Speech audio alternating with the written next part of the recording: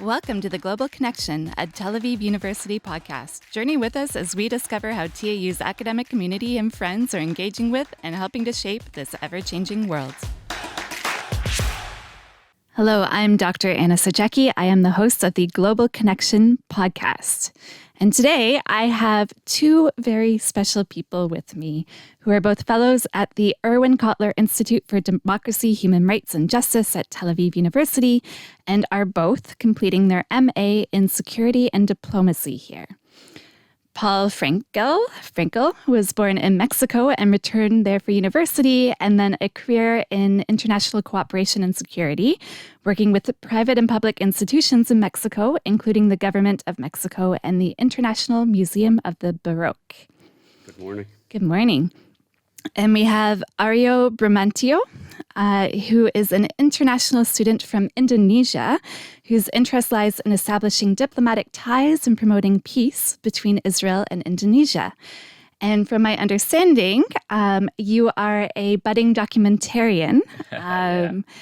So I hear you're taking some movies and film while you're here. So I'm looking forward to hearing about that. Thank you. Well, thank you both for joining me today. In the spirit of diplomacy, I thought I would open with a question about both of the countries that you are from and what you would like our listeners today to know about those countries, which maybe they don't know. It can be anything that you want to share. Perhaps you can start with this one, Paul. Sure. Mexico is an incredibly beautiful country and in terms of the geography. We always say that we're incredibly proud that we have tropical jungles and deserts and the mountains, and obviously I don't have to mention the beaches. So there's all this wonderful biological diversity that sometimes gets overlooked. I mean, people obviously that are biologists and do this kind of research, they're aware of the incredibly rich biodiversity in Mexico. And I think something that is really interesting and that I think a lot of people aren't aware of is that biological biodiversity is also present in the diversity in cultures in Mexico. There are, if I remember correctly, there are over 64 indigenous spoken languages in Mexico. 64. Okay. And so there are groups that speak each of those languages, right? And so when we talk about, let's say, the Maya in the Yucatan Peninsula, we call them Maya, just sort of to have an encompassing term. But within those groups, there's an incredibly rich diversity. Okay. And I think that's something that for myself as a Mexican, when I learned about these things, it completely blew my mind. Okay. Thank you, Paul. And I'd say in Indonesia, it is the largest archipelagic country in the world, and we have around 17,000 islands, and it is also one of the most diverse countries as well. We have thousands of ethnicities there. It features a lot of natural beauty and wonders, and it is also one of the most populous country in the world. We have around more than 250 million people right there now. Okay. And it is very, very beautiful. The beaches are amazing. The foods are good. But it doesn't currently have a diplomatic relation with Israel right now. It is something that I feel sad of, but it is how the situation stands today. Right. So I do have to ask you about that, Aryo.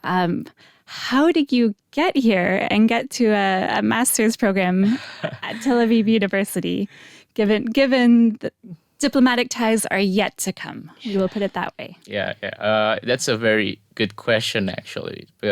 I'd say that my journey to reach where I'm studying here today is not really easy, but it's quite hard, actually. I have to go to Singapore, and I have to apply for a student visa there. And from there, still have to wait for like 45 working days until I can pick up my visa, and then I go to Israel. And even then, when I was in Singapore, I have to go.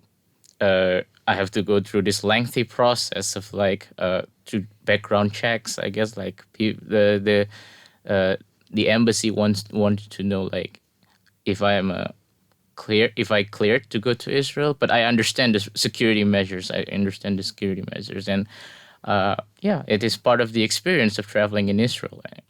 I encountered a lot of difficulties when I was in the airport. For example, when I was in Singapore, I was the last person to board on the plane because like the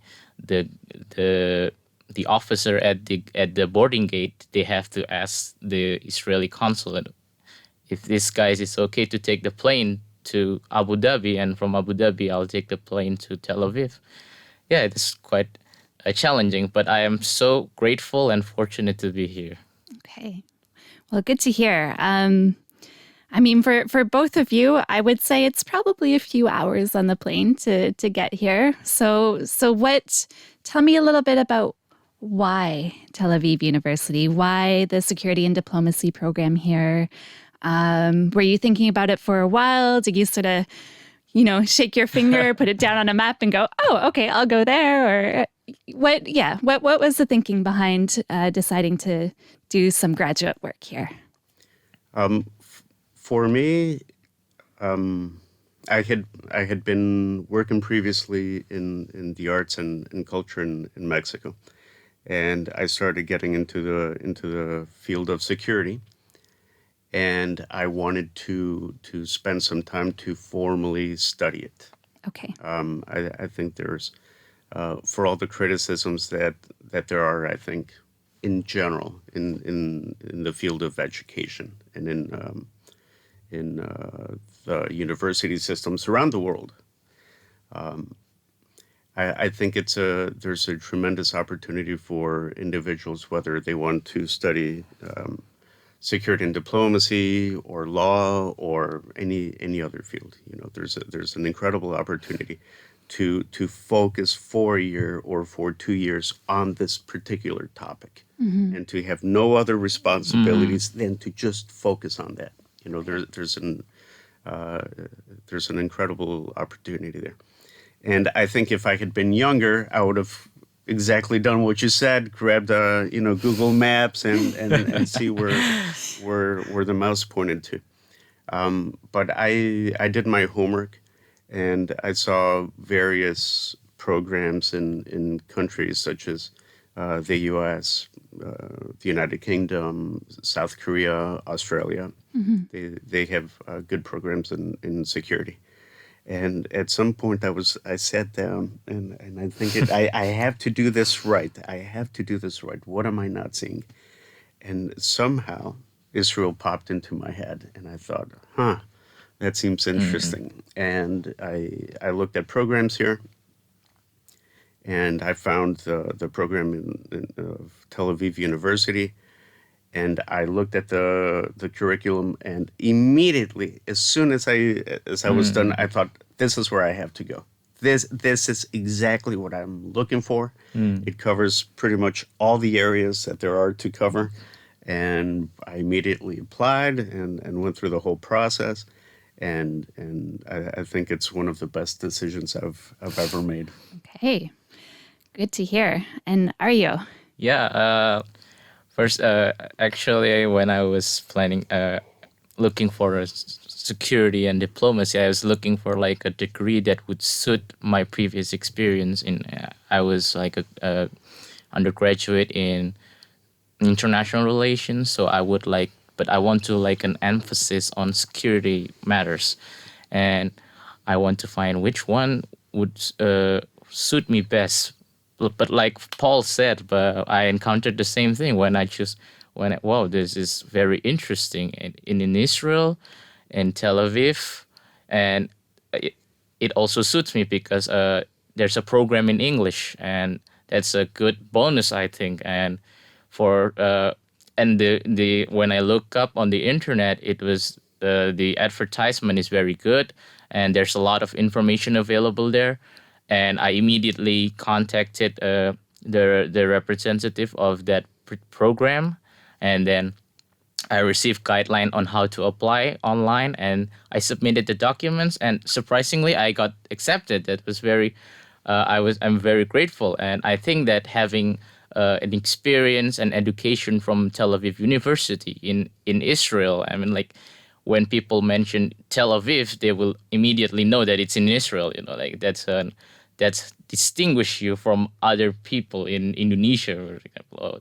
We have a lot like from students from other countries, but this particular one is from Tel Aviv, from Israel. It's an added bonus there. He might have a lot of knowledge that and experience that not a lot of Indonesians shared. And I believe I can make myself more prominent and maybe aid in the university and also is Israel. I mean, in promoting Indonesia's as well. Okay. I do have to ask you, Aryo, again, your family, your friends, when you mentioned, hey, I'm going to go to Israel for a little while, what were their reactions? That's an interesting question. My family are supportive of me. Okay. My mom a little bit concerned if it's safe, but she immediately I assure her, and she believed in me.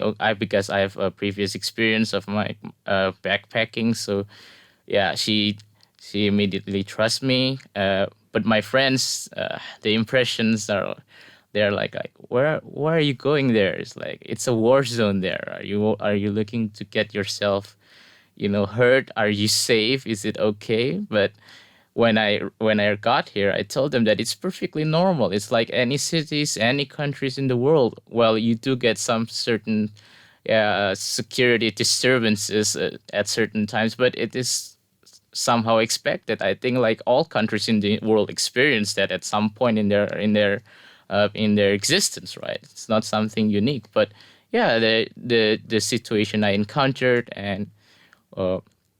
I did the security trips with Paul as well. It's like I see the challenges that Israel was having with some of its neighbors. Yeah, and it is a new experience for me. Well, and it's interesting you mentioned, because I've experienced that too. People back home being like, it's a war zone. What are you doing? Yeah. Right? Yeah. And then you get here and you realize that it's actually quite a different. Yes, there is conflict, but I think the way people imagine a war zone is different from the experience of living here. Yeah, it was very interesting, and especially, sorry, I just like to add that this one is very funny to me because when I have to prepare my documents, I have to go to the photocopy, and then I have to go to certain government buildings, and they all give me this weird look. Where are you going there? We stay like the weird staring, but it's very. I mean, like it's very normal, Like it's not just they're just curious. What are you doing? Right. It means you're doing something exciting. Yeah, that's exciting. Paul, what about for you? Do you have sort of an idea or an impression of Israel before you moved here? And has your lived experience here sort of aligned with that, or is it different? I'm not sure. That's an interesting thing that I've been thinking about. I did my homework before coming here. I talked to a lot of people. Actually, it's really interesting that my first encounter with international relations in high school, or the thing I remember the most about my first IR course was Israel. And it's an incredible opportunity and a privilege and a joy to to many years later to be here and to experience and to study security and diplomacy here. I talked to a lot of people. A great personal and very good friend of mine was, pardon me, was a Mexican ambassador to Israel. Okay. So I was sort of spoiled in that way because I had the opportunity to hear many times from him about life in Israel and on a truly special level as a diplomat here. And one thing that I do have to say, because people that want to visit Israel, I think, often hear how wonderful it is. And people kept telling me, it's so wonderful, it's so wonderful. You're gonna love it. You're gonna enjoy it immensely. It's such a beautiful country. You're gonna love it. And after like the fifth or sixth time of hearing that, I thought, there's something off here. It's like when people tell you to go see this movie. Oh, you're going to love this movie. You're going to enjoy it. And you go to see the movie and you're thinking, oh my God, it was terrible. So I thought, I think at some point it's going to come. You're waiting for the terrible. Exactly. And I have to say that everybody was right. It was Israel is turning out to, and some people said, manage your expectations, and I think it's exceeded all of my expectations, and as I said, even having that background, even having that knowledge of Israel from talking to many people and telling me about this and telling me about that, just coming here. And seeing it, it's really incredible. Okay. I have a follow-up question. I want to sort of turn that on its head a little bit. And if you need to take a moment to think about it. But one thing I find with myself is whenever I go somewhere new and then I think about back home, I think about it a little bit differently. So, we talked about Israel and how your perception before and after might have shifted or whether it shifted. Do you find that has happened while you've been here? Are you thinking about Indonesia a little bit differently? Are you thinking about Mexico a little bit differently? Well, in my opinion, I think that we really need is more interaction. From where I'm coming from, you can the Jewish people there are very minor. I mean, like a minority. I think it was only like around 200 of them in like a country for like 200 million. It's like very small, and it gives me like a reflection. Oh, like sometimes we really need to increase interaction to get better understanding of each other. To be in a mutual respect, mutual tolerance. Yeah, and I think we need that interaction. We need to have more. We also need to have more Indonesian people coming here to interact with people and see that Israel is not as people poor expectations, and we also need Israelis to come to Indonesia as well to experience that it is not as bad expectations or anything. It gives me a reflection as well of like, oh, we need to pursue much more, advanced technology in Israel. Like in Israel, you have like this amazing technology, and I heard that they're currently researching into AI right now. It's like, well, we really need to catch up with this. So I did hear that Indonesia, out of the G20, is the second fastest growing economy out of G20 countries, which I actually didn't realize before. So it's India, then it's Indonesia, and then China is actually after.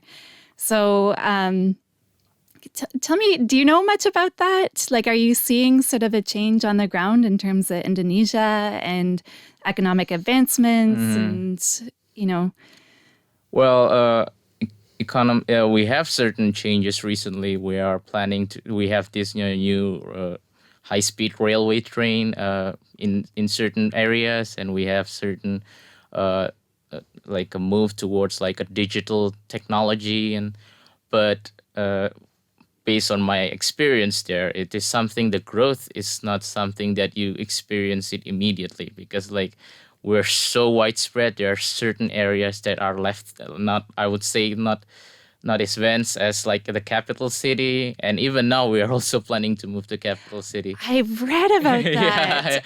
Nucentera, right? Yeah, That's the name of the Nusantara, new. yeah, that's the name. Yeah, it's so we're and I imagine we're going to need to implement a lot of like modern technology into this new capital city, because now is the time of like modern age, globalization, and technology, and we interconnectedness, and we really need to like how to reach out to the rural areas of Right. Indonesia, like that. So, people who are listening, from my understanding, Jakarta is the current capital Yeah, of it's the current Indonesia, capital. and Nusantara is 800 miles away. Oh, it's in another different island entirely. Another different island entirely, and it will be the new capital. It will be the new couple. They propose it, but it's the plan. That's the plan. Okay. Okay. Yeah, there's definitely a lot happening in Indonesia, and it's fascinating for me. And so I'm glad you're here, and I'm glad that you're able to talk a little bit more about Indonesia to people here. It's a pleasure. Yeah. Paul, what about you? Going back to that question, does living here change your perception or thoughts on Mexico at all? I think that if it didn't, then I'd definitely be in some trouble. I think for me, because before this master's, I did a master's in Mexico on anthropology, and so I'm always constantly in the where, looking, trying to look at things from the outside, whether I'm in Mexico or outside of Mexico, but certainly spending some time here away makes me think about certain things. There's a wonderful book by Edward T. Hall, who's one of the great anthropologists of the second half of the 20th century, American anthropologist. And he, in several of his books, he talks about that when he, for example, one of his trips to Japan, he says that going to Japan helps him see the U.S. in a different light and approach it in a different way, and I think that certainly has been the case for me. It's something that I still I suppose I'm processing and trying to go through. But yeah, it's definitely something that I think we all do. I suppose I just look at it perhaps in a slightly more academic way, unfortunately. I mean, that's what you're both here for, technically, right? So I'll tell your prof. Don't worry. Well, and speaking of professors too, do you mind me asking? Like, I don't know that much about the coursework that you're taking or anything like that. So, what books you have your head in right now? What lessons are you learning? What courses are you taking? Well, the thing about this is especially true for me. Like, coming from my country is like very difficult to have like an Israeli sources. I mean, like I don't know which book I should read, and when I'm taking the Israeli history class, and I study like, for example, Benny Morris, Righteous Victims. We studied that, right? It's like, oh, we study the book, Israeli book, and it's very interesting to see like from a different perspective, and the professors here are always welcome and accommodating. They're very friendly to me. They appreciate my intention and my effort to come here, and yeah, it's very nice thing. Okay. And not to put you on the spot, but what is Righteous Victims about? Oh yeah, so Righteous Victims is about the establishment of the state of Israel in its early days, like during the War of Independence at that time, and it is very interesting to have these narratives from Israeli historian. His name is Benny Morris, and his perspective is not widely accepted by people in my country. But the thing is that we need to have a balanced view on this kind of topic. So yeah, it's very interesting to hear what he says and what his narratives, his perspective like that from this particular historian. It's very revealing to me, especially when at the we just stepped out of the Independence Day, right? I mean, like in few months ago, yeah. Okay. Paul, what about you? What have you been reading? Right now, I've got my head and thoughts on cyber persistence theory. Wow. Which is a really, really new topic in cybersecurity, which I'm looking at in one of my seminars on national policies regarding cybersecurity, which is a fantastic course. And I think we've also got our heads in international law because we have an exam coming up in a couple of weeks. All right. I wish you luck on that. Yeah, we really need all the luck and prayer we have. Yeah, but one thing that I think we must say, all the professors in the program are top-notch, like world-class thinkers. All of them. I mean, my professor from the course that I just mentioned on cybersecurity, on war and violence with Professor Gatt, who's also the head of the program. Mm-hmm. I mean, all the courses are just terrific. Are all the lectures are all just brilliant minds, and they give us so many things to read, and really, I mean, I thought I knew about security, or rather, I thought I knew a little bit about security before coming here, and now I'm just like, that brain expanding that you feel right after class. They blew our mind. I'd say they blew our several times. Because you can tell that they're telling from the experience, and the knowledge they have is very fast. Like it's very impressive, and the way they deliver it is very precise. I mean, like for foreign students like me, I can understand it very easily. It's not something that is very difficult to comprehend. It's very easy to understand, and they are also always give opportunity for students to ask if something they didn't understand, or if they need students need to repeat something, for greater understanding like that. It's very, very amazing, and I think Paul already mentioned it's top notch. So, Aryo, one thing you mentioned earlier was with some of the reading that you're doing, it's quite a different perspective from some of the reading or popular opinions in Indonesia. Mm-hmm. So, can you talk about that a little bit more? Yes, it's something about, for example, it is something about it is a sensitive topic, but I think we must progress. I mean, like we must overcome this barrier. Like it's a sensitive topic because, Israeli independence is like something that is very controversial to a lot of people in Indonesia. I mean, like because they believe on solidarity right now with the Palestinians. That's the stance of a lot of Indonesian people right now. But we really need to understand that there are more I'd say more complications to this conflict than ever. I think it's just one of the most difficult subject that I have to deal with, because it is very broad. Every people are entitled to their own opinions, and there can be very different sometimes, and very challenging for people to speak, and it is it's very complicated like that. Okay.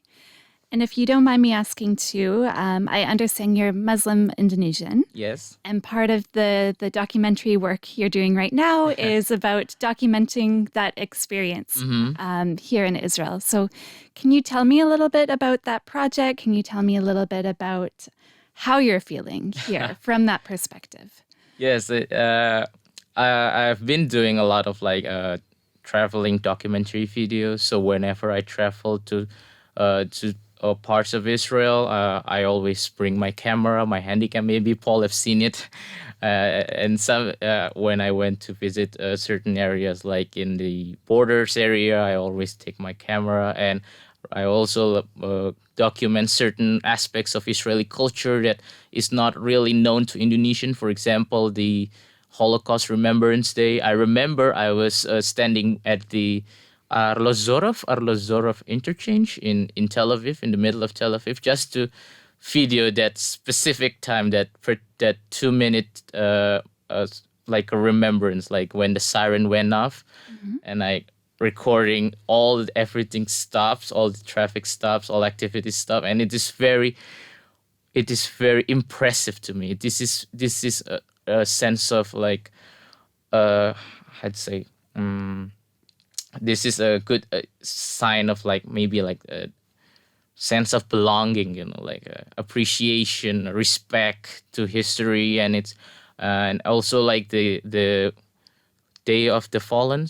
Is it called like Memorial that? Day? Memorial Day, yeah, exactly. And it shows a great deal of nationalism, patriotism that I think a lot of like Indonesian youths should like it's a model, like an example for like Indonesian youth. This is how you respect your countries, your heroes, like that. It is very impressive for me. And I also take the feed cameras to like maybe like a Purim festival. It is very amazing. Okay. Okay. Yeah. Okay. So you're digging into the diversity of what Israel is about a little bit. Yes. Okay. You did mention borders, and obviously, I'm sure that's something that you talk about a bit in your coursework. And I'm not an expert again, but I do feel like it's a pretty big psychological and physical sort of construct here. And, I think about Mexico, and I am following the run up to the U.S. presidential election in 2024. Ron DeSantis is bringing up the border issue again. I have to ask you, like, learning about the border here and knowing what you know about the border issue between the U.S. and Mexico, how much thinking about the two are you doing? That's a great question. I think about it a lot. Okay. I think of course the border issue. It's not just one issue, Okay. and I think it applies for both the reality here as it does the reality in North America. I think there are a lot of similarities. This idea of the wall, and the way that term is used, I think in both realities, and they're also incredibly different. I mean, the border that separates the U.S. and Mexico. It's I don't remember the exact figure, but it's over 1,000 kilometers long. Ooh. Right? Okay. So it's long, and there's a lot of commerce that goes in between Right. both countries. I mean, you look at the border in Tijuana and San Diego, or the various border crossing points in Texas, and it's just an enormous amount of commerce Okay. between those two countries. But there's this political reality in that there's a large amount of people trying to cross into the U.S., not just from Mexico, but from various points in Latin America. And as you mentioned, there's that's becoming relevant on the agenda today in light of the upcoming elections in the U.S., which, by the way, there are also going to be elections in Mexico in 2024. Right. So both Okay. governments are going to be Okay. going through that together, which should be incredibly interesting. And yeah, I mean, it's something that I think can be studied, and it's fascinating. And I said, but the one thing that I keep going back to when I think about these things, it's this term, right? The The wall. the wall, The wall. and it's used by so many people and so many groups and from various points of view, whether it's a good thing, build a wall, bring down the wall. It's and I think us, Aryo and I, as students of international relations, we are obligated to look at those things from as many points of view as possible, and to not sort of, I suppose, to not get caught up In the in narratives. in the narratives, in the emotional cue that I think Yeah. the use of certain terminology in media is supposed to Evoke create and evoke. emotion. That's absolutely the right word. And no, I mean our job, I think, as students and practitioners, is to sort of step back and Okay. and say, no, let's not get caught up in the terminology, even though it's incredibly important. Yeah, and yeah. and that's something that I think we've been learning a lot this year. You have to be incredibly specific when and not just about Israel or the realities here in Israel, but I think anywhere in the In the world. world. We have to be very precise, very careful in the way we, as people who are involved in IR and in security and diplomacy, you know, we have to be.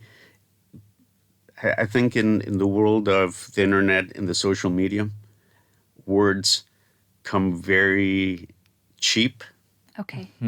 Like Okay. it's just incredibly easy to just write and say it and just put it out there. And the fact that it's so easy to put things out there in terms and words and constructs, Yeah, construct. it I think it's our job, 15 years on after Facebook and MySpace and all these things, we have to start giving value to words and to the terminology that we use. And I don't want to say, being careful, quote unquote, but be trying to be more precise in the, because words have meaning, and we need to be cognizant of that, and we need to sort of empower ourselves, I think, as a generation to reclaim the power that words have, Right. and bring it more meaning.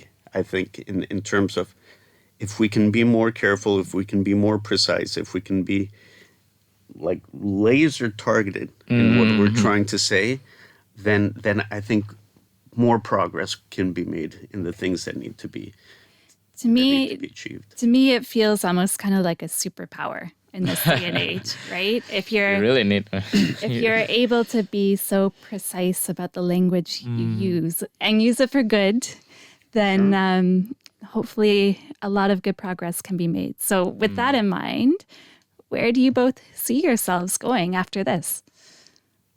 You want to start with Paul? I think there's a lot of work to do in this 21st century, which is incredibly exciting to see. I think at least you're 25. Yeah. You told me.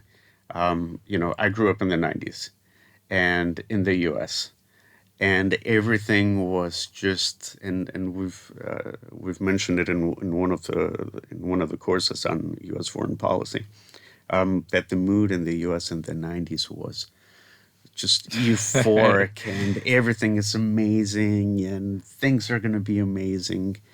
And as we know, the movie went in another direction, so to speak, and there's been incredible challenges, unforeseen challenges, and I think the 21st century is turning out, in spite of the predictions such as the end of history History.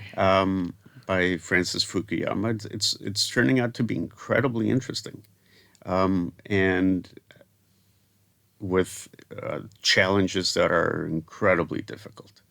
And so I think that as individuals that came here to study security and diplomacy, I think that's going to be one of the main features in the rest of the 21st century.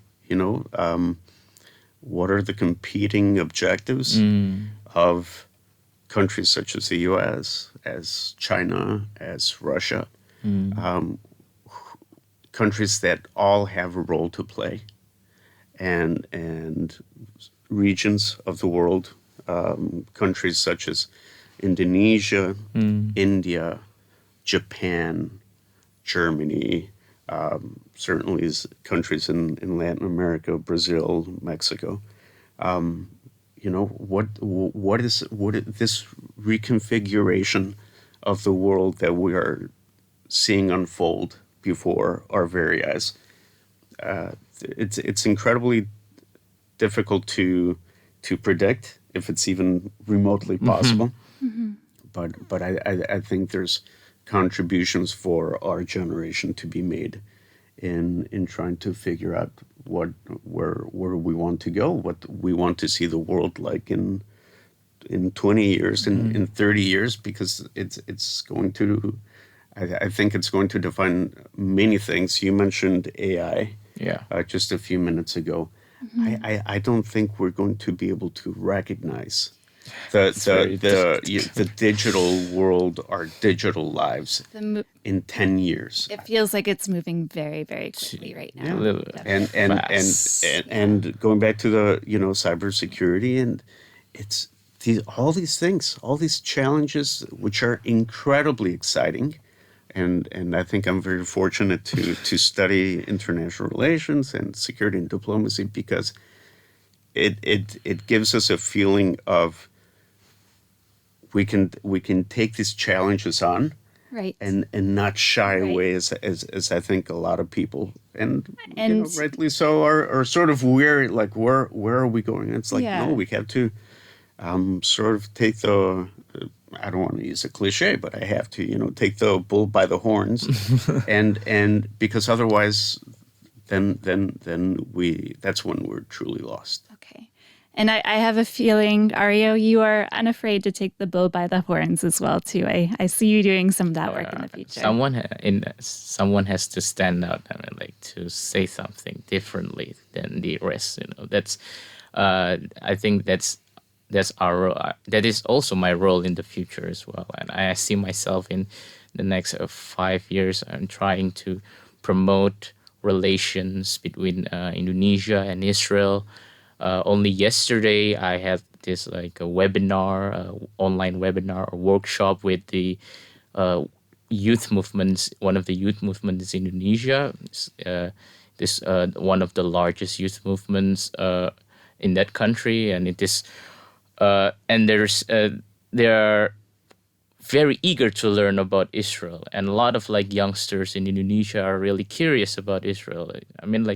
When people are often fed this type of narratives, the same narratives all over the years, they want to is it true? They question themselves, because they start to question themselves, and when they Google it, and it gives a different answer. It's is this true? And we really need someone on the ground to confirm this. That's why I'm here. I want to shed light on things happening in Israel. During the demonstration, I was right in there in the middle. I was I want to know what is happening right now. I ask people, I ask my friends, and they always answer me. They always answer in their own different narratives and their different different opinions. I have friends who are support the judicial reform. Is it? I have friends who support the judicial reform. I have friends who don't support that, and so it's like, oh, I need to take this and I have to like consider it and how can I present it to the Indonesian people and how do I tell to tell them about things that happening in Israel. I see myself as being like a bridge in that matter, like connecting with these two different worlds, these two different people, and yeah, that's how I see myself. And I wish to know a lot more about Israel. I wish to explore more. I wish I have time to explore more about Israel so that I can give this full picture and people in Indonesia can judge it. Like they can appreciate it and whatever they want. They can freely give out their opinions. That's what I'm planning to do.